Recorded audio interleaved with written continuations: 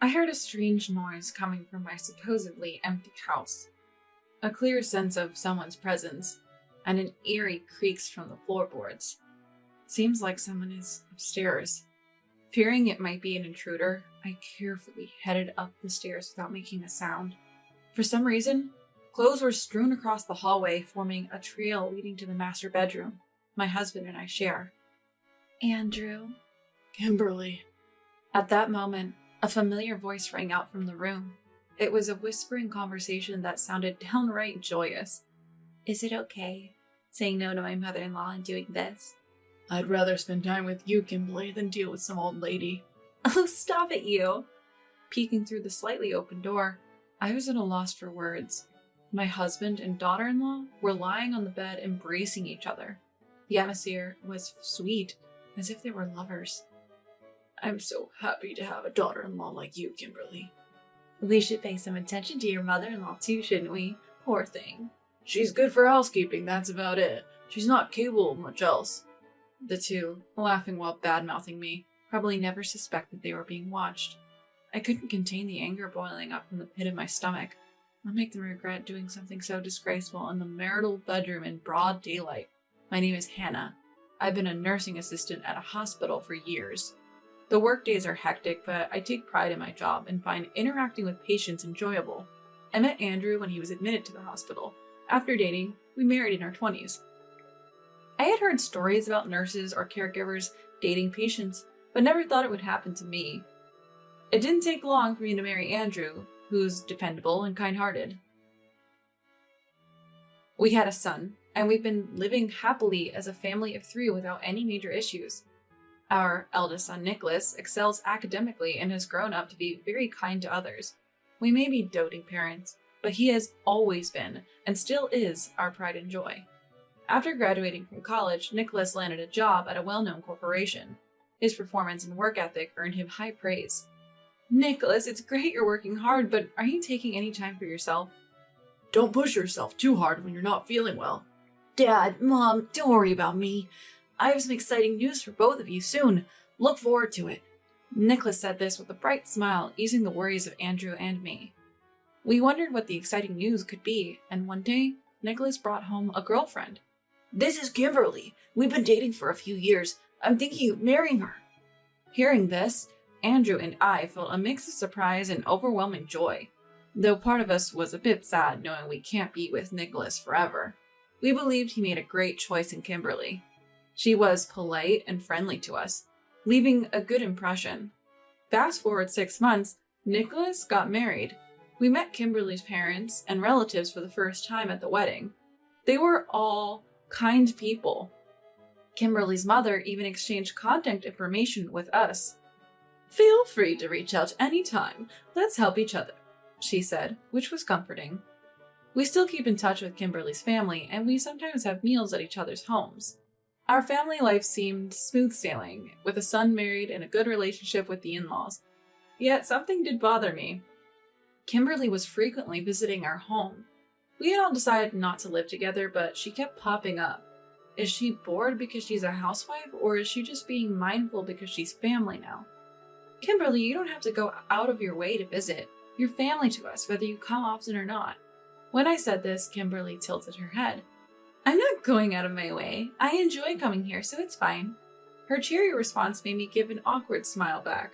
To be honest, I still see Kimberly more as a guest than family. Feeling mentally drained from someone overstaying their welcome is only natural, I guess. But my unease with Kimberly went beyond that. She seemed to find excuses to take Andrew out with her. First, it was for grocery shopping, then clothes shopping, and next a movie. I value my holidays with Andrew more than anything, so it's frustrating when Kimberly just swoops in and takes over. I'm sorry, mother-in-law. I'll take father-in-law with me, okay? Seeing Kimberly's smug smile when we go out irritates me. What is she trying to compete with me for? The fact that Andrew listens to Kimberly more than spending time with me is also a problem. Hey, could you not hang out with Kimberly so much? You're just her father-in-law, you know. Isn't it a bit too friendly? I get that it's important to collaborate, but is it even possible for them to be close enough to go out just the two of them? Being too friendly could also create weird perceptions from those around them. I tell Andrew this as a word of caution, but he just laughs it off. I'm just building a good relationship with my daughter-in-law. Don't worry. I get that, but isn't it a bit too frequent? Kimberly comes over every 2 or 3 days, and if Andrew is off, they go out all day or hang out after work if not. Even as his wife, I don't go out that frequently. Kimberly is trying to get along with us. It would be rude not to reciprocate. I'm genuinely concerned, but Andrew only gives me casual answers and is not taking this seriously. Andrew looks young for his age and is in good shape, so it's hard to shake the feeling that Kimberly may see him as a romantic interest. Well, if that's not the case, she'll eventually get bored hanging out with Andrew. That was my optimistic thinking, but contrary to my expectations, their relationship grew even closer. I returned home from work to find Andrew, who was supposed to be off today, wasn't home. I tried calling and texting, but no response. I didn't even know if he'd be home for dinner, so I just made his portion anyway. Several hours later, just as the day was about to end, Andrew finally returned home. To my surprise, Kimberly was with him. Andrew, where have you been? Was Kimberly with you? I was worried because I couldn't reach you.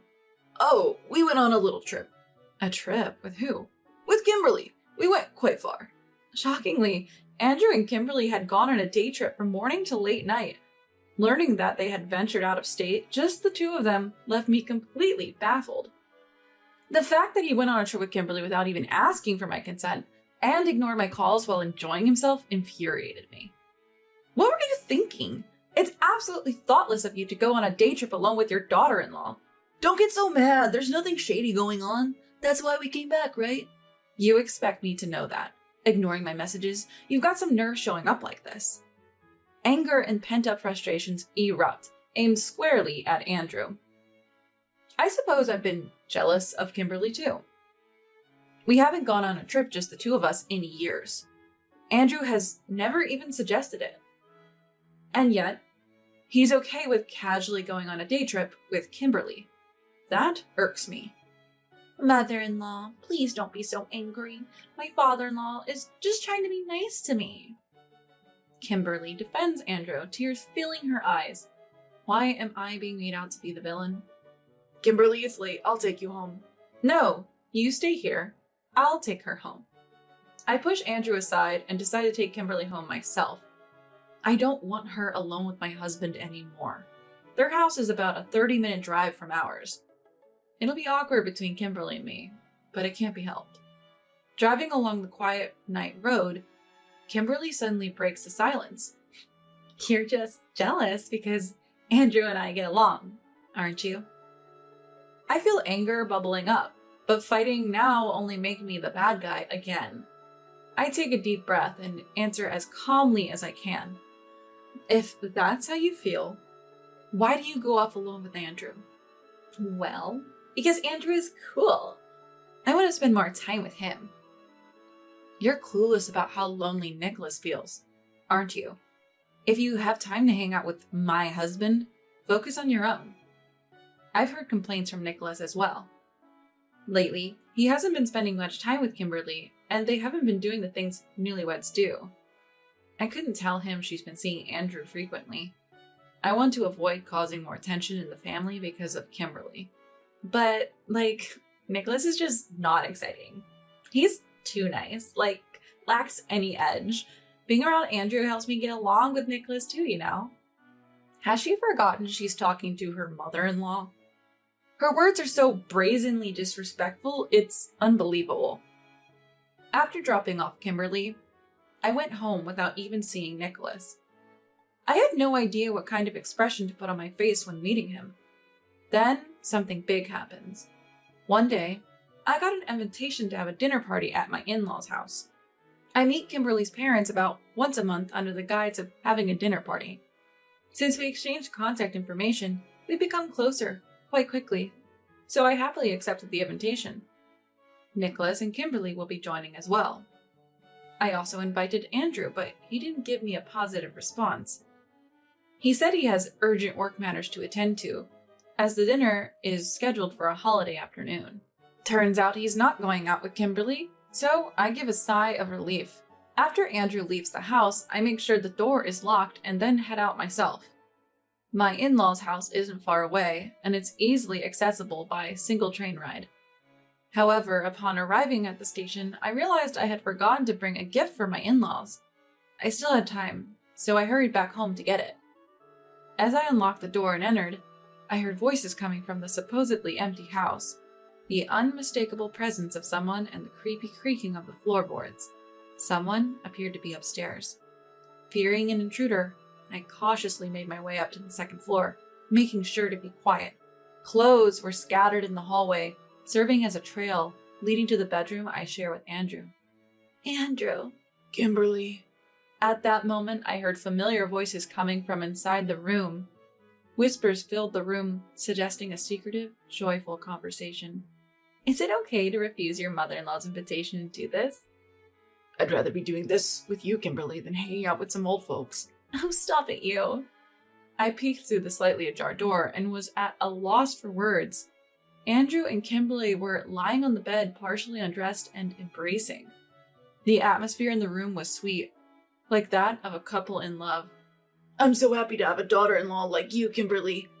We should pay attention to my mother-in-law too, or it's just cruel.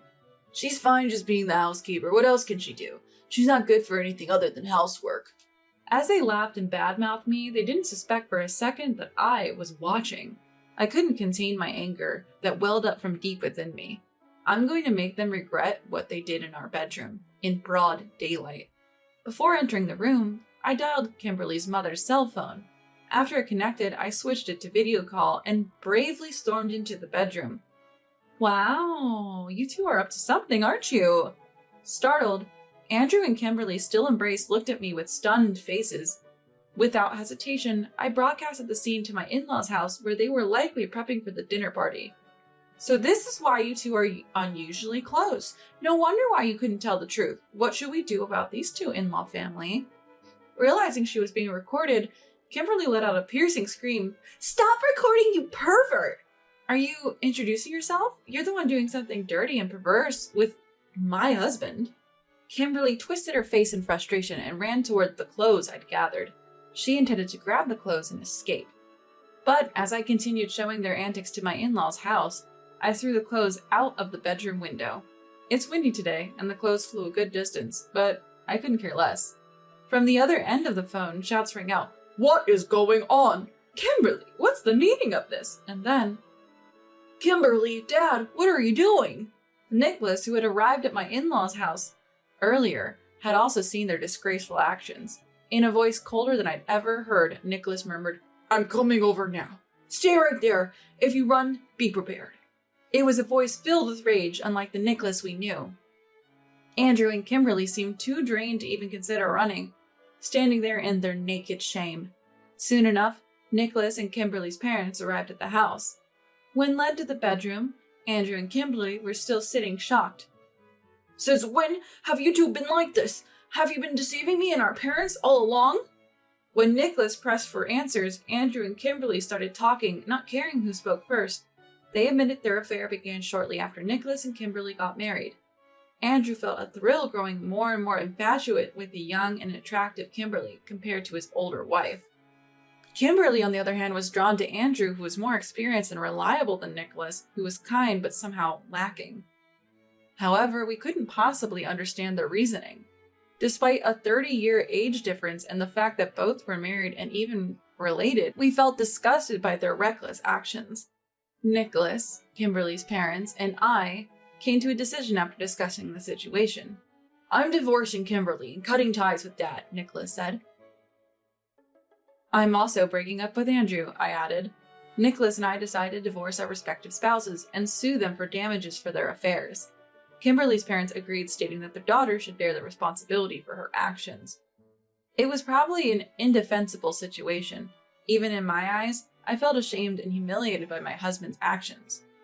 However, the moment they heard the words divorce and damages, Andrew and Kimberly did something unimaginable given their previous closeness. They began blaming each other for the mess. "It's Kimberly's fault. She seduced me into this." "No, it's Andrew. He thought I couldn't resist because I'm the daughter-in-law." What a surprise. The reason for the relationship, adultery, was mutual. It was an ugly struggle. not unlike the sweet words they had whispered to each other earlier. They seemed to think that proving one was less at fault could lower or eliminate the damages. But, sadly for them, neither Nicholas nor I was fooled by such a farce. Nicholas, particularly incensed by being betrayed by his own father and wife, sternly rebuked them. Pointing fingers won't solve anything. If you knew what was wrong, you should have had the willpower to stop. Shifting the blame just reveals your own lack of integrity. Nicholas calmly chastised them both. Neither Andrew nor Kimberly had anything to say. They just bowed their heads in shame. Afterwards, Nicholas and I proceeded with the divorce and sued them for damages. Fortunately, Kimberly's mother had recorded that video call, which served as compelling evidence. Andrew wanted to reconcile, but I had no intentions of doing so. You spoke ill of me so happily, and now you want to come back? You just don't want to pay the damages, I accused. That was lip service. I truly love only you, he claimed. Truly decent people don't go out of their way to cheat. You know, I'm so disappointed in you, Andrew. Spending my golden years with someone like you? No way. I finally put my foot down and Andrew seemed to give up slowly. Nicholas seems to be relentlessly pursued by Kimberly, wanting to mend things, but he doesn't seem willing to forgive her. When normally kind people get angry, apologies don't cut it. Maybe Kimberly learned that the hard way. I also apologized to Kimberly's parents, but they kindly said it's not our fault, it's the individuals involved who are responsible. Setting Andrew and Kimberly aside, I feel blessed to have met such good people. After divorcing Andrew, I moved out and started living in an apartment. I thought I'd be lonely without my longtime husband, but it felt refreshing. Nicholas felt the same. He looked happier after breaking up with Kimberly. After our divorce, rumors started circulating at Andrew's workplace that he had had an affair with his daughter-in-law. Now even his coworkers look at him with suspicion. To make things worse, although he still wants to work, he's been pushed into a less significant role because of his bad behavior. Not only did he lose his wife and son, but he's also lost hope, spending his days vacantly typing on his keyboard. Kimberly has paid a heavy price too. She's estranged from her family, and even relatives who know about the divorce keep their distance. Although she's in her 30s, she's never had a stable job. She seems to be struggling in a part-time role she barely managed to secure. Rumor has it, she's now broke and looks like a shadow of her former self. After cutting ties with both, Nicholas focused on his job and achieved more. He's now moving to the company's branch in Paris. I'm so proud of my son's success. I'll miss Nicholas, but I want to support his life journey wholeheartedly. I'm still working as a nursing assistant. Colleagues who found out about my later in life divorce were very supportive, even treating me to meals as a celebration. There are surprisingly many divorcees around me, and everyone encouraged me, saying, "You'll be fine." I'm truly happy surrounded by kind people. Living alone has taught me the joy of indulging myself with good food and leisurely weekends. I used to spend more time on Andrew than on myself, so pampering myself like this actually feels good. Sure, it would be more fun with a partner, but I'm quite content hanging out with friends and Nicholas. The thought of how to live from now on excites me to no end.